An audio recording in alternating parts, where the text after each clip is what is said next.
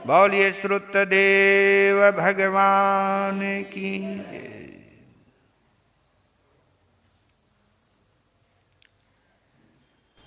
उत्तराध्ययन सूत्र की महिमा का इससे बढ़िया कोई गीत हो ही नहीं सकता, ऐसा हमें लगता है। और केवल उत्तराध्ययन सूत्र की ही बात नहीं है, इसके अंदर समस्त आगमों का समावेश हो गया है।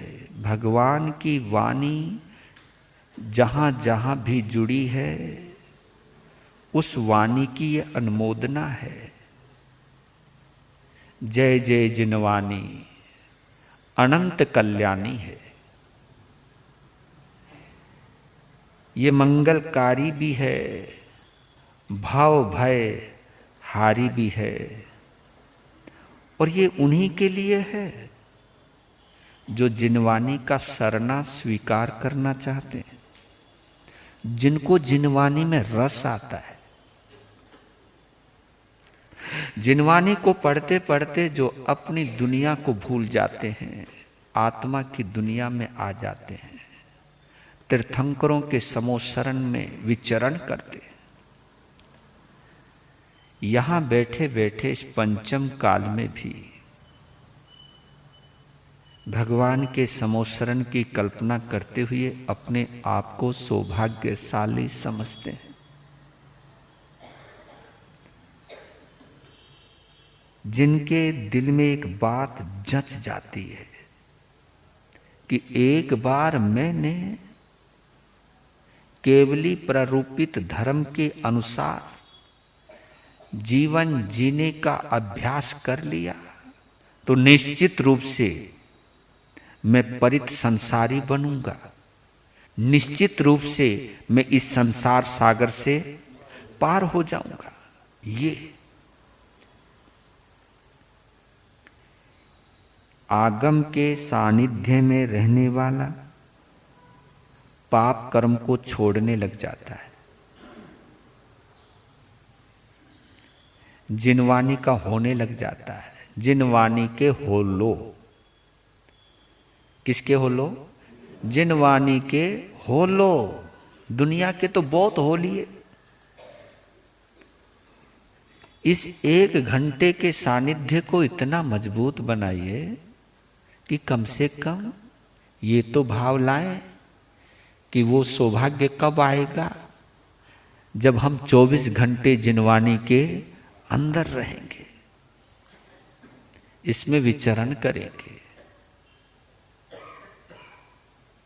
जिनवाणी के माध्यम से हम आत्म रमन करेंगे।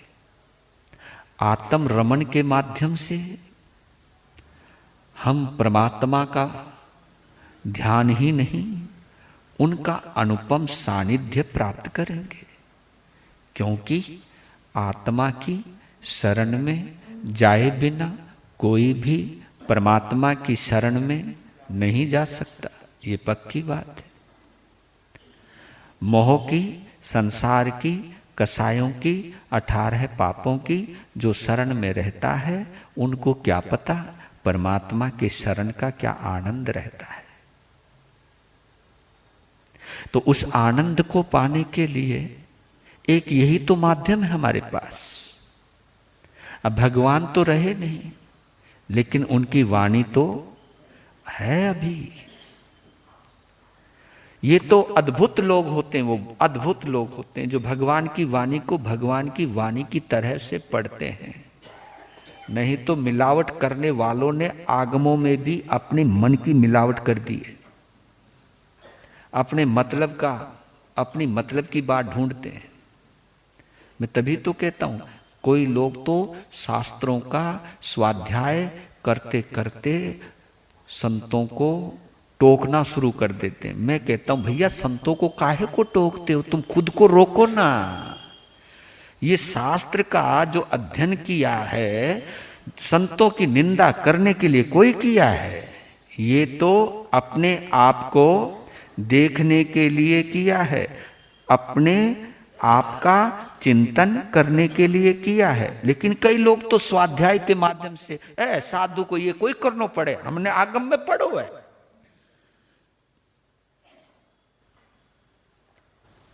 शास्त्र को दूसरों की कमियां देखने के लिए नहीं, तभी तो मैं कहता हूं शास्त्र भी कभी कभी शस्त्र बन जाता है, हथियार बन जाता है।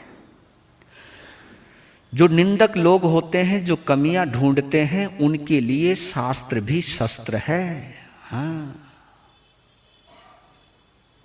शास्त्र तो उनके लिए शास्त्र होता है जो आत्मगवेषी होते हैं। आत्मगवेषणा, अपनी अंदर डुबकी मारते, उनके लिए शास्त्र है, उनके लिए अमृत है।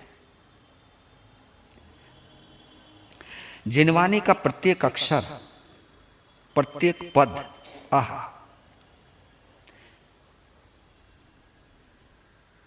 अमृत से भरा पड़ा है।